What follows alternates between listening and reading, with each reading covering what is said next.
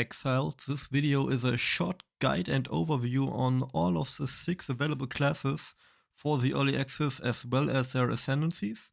I hope this helps you choose your starting class and gets you even more hyped for the game. For now, all classes will have 2 ascendancies that greatly change the way the class plays, and at the end of early access, all classes will have 3 ascendancies as well as 6 additional classes that we will have, so more than enough to play and have fun with. Another important point to mention before we start is that classes will be specialized in certain weapons, but all classes will be able to use all weapons as long as you have the necessary stats. For example, a ranger can use maces or scepters if they have the required strength or intelligence stats.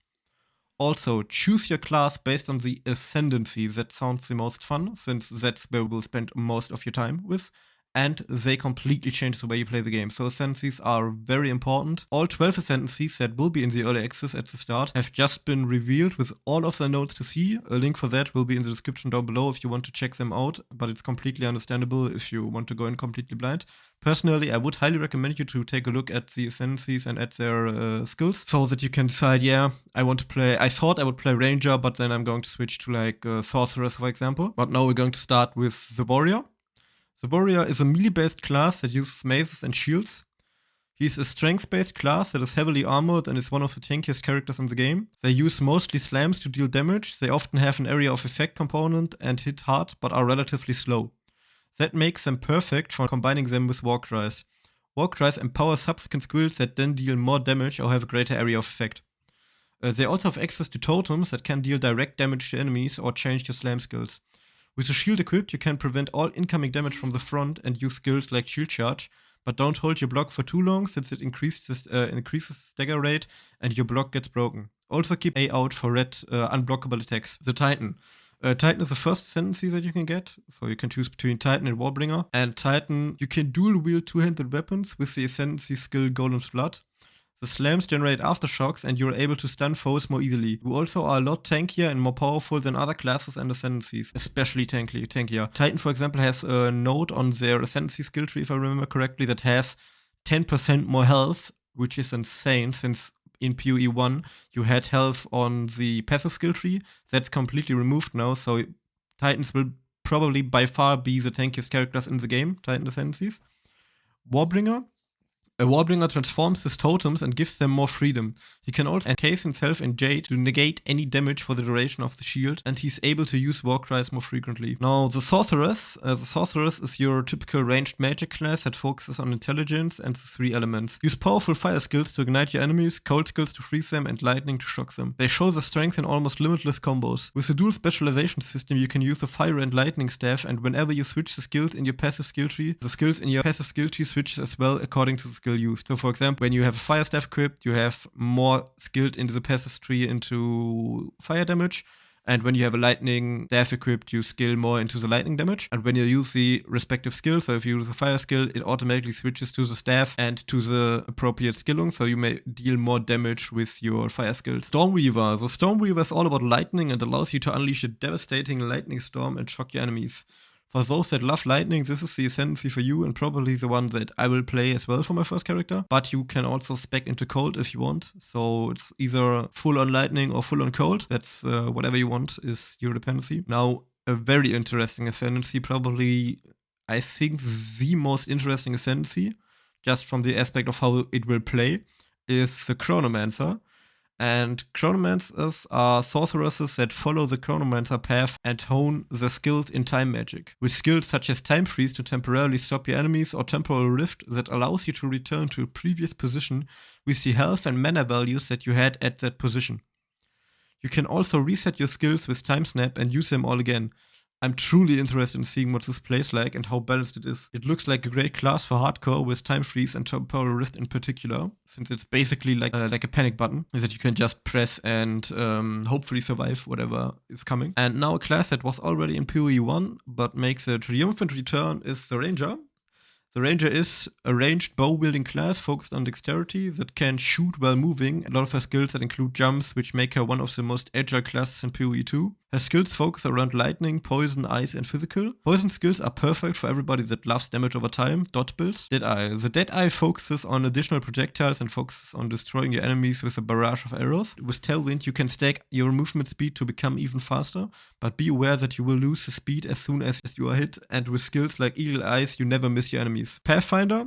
The Pathfinder focuses on flasks and poison. It goes all in on any type of dot build. So if you want to play a dot class, this is the class for you. This is the Ascendancy for you especially.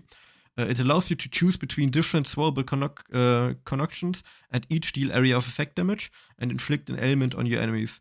It also allows you to be immune against slow and lets your poison spread between enemies. So if you kill an enemy, the highest damaging poison that this enemy has applied will spread to nearby enemies, which is absolutely insane. The Monk. The Monk is a very mobile melee class that focuses on intelligence and dexterity. He dashes into close combat with his quarterstaff and just as quickly retreats. It's insanely agile, this class. Quarterstaff skills cover the elements of wind, lightning, and ice. Just as the Sorceress, the Monk heavily focuses on combos and skills like the Tempest Spell that you can strike with different elements to deal AoE damage. It's kind of similar, I think, to like Shadow in Assassin's Creed. In PoE 1, and very similar to generally the typical assassin type in terms of quick movement, quick dashes, and everything like that. And the first ascendancy is the Invoker that focuses on the elements and their inner strengths to grow stronger. They can meditate to double their energy shield and can further specialize in either cold or lightning damage.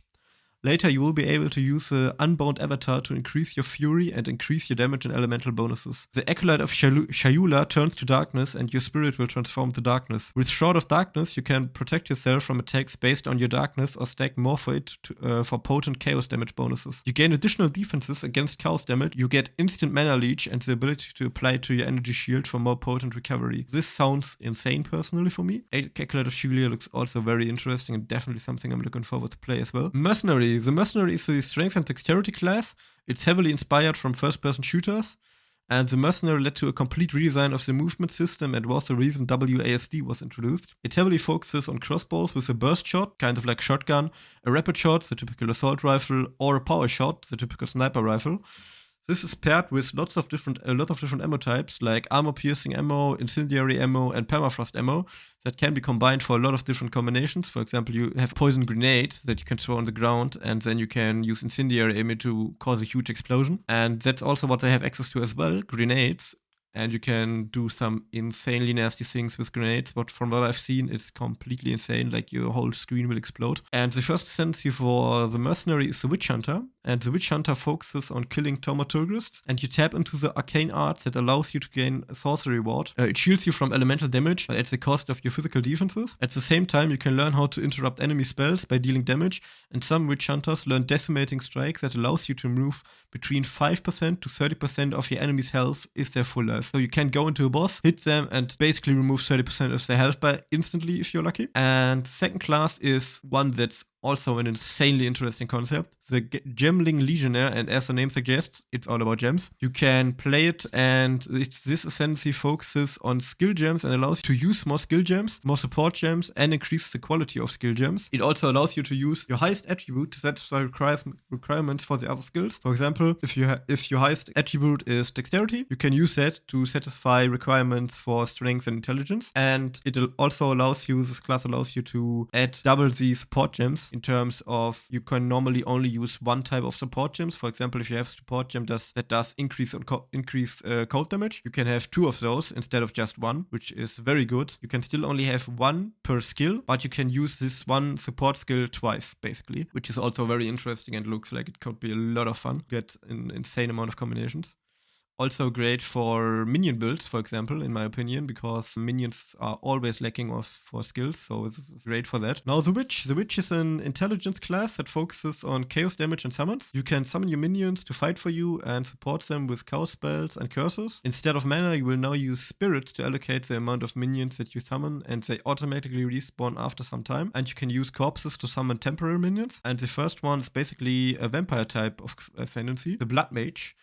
And the Blood Mage pays a steep price for the power. They need to pay mana for the skills, but also use their own blood to increase the power of the skills. But you get the ability to increase your life based on your energy shield gear, the ability to leech damage from your spells and gain a new form of healing via life remnants that get dropped by enemies, and double your life for some time. They basically overclock your life, so basically your life is doubled for a specific duration for some time. They can also gain a critical strike bonus of 1% per 20 maximum life, so the higher your maximum life, the bigger your critical strike bonus, which is also very nice. And if you're all about flames and having a loyal Hellhound by your side, then you should definitely think about the Infernalist. As the Infernalist, you get a loyal Hellhound that attacks your enemies and takes a portion of your damage, and you just love fire a little bit too much. Your mana can be infused with Hellfire that will allow you to trigger mana overload and trigger fiery explosions. In demon form, aka demon mummy form as I like to call it, you will take ever increasing damage in exchange for ever increasing cast speed and damage bonuses. And that's all of the Ascendancies as well as classes. I hope this guide helped you out. And if you have any more questions, please let me know. And please also let me know in the comments what class you're thinking of playing. And if, as mentioned before, if you want to have a detailed overview over the different Ascendancies, a link to that will be in the description down below. And see you soon in Path of Exile 2, my friends and my Exiles.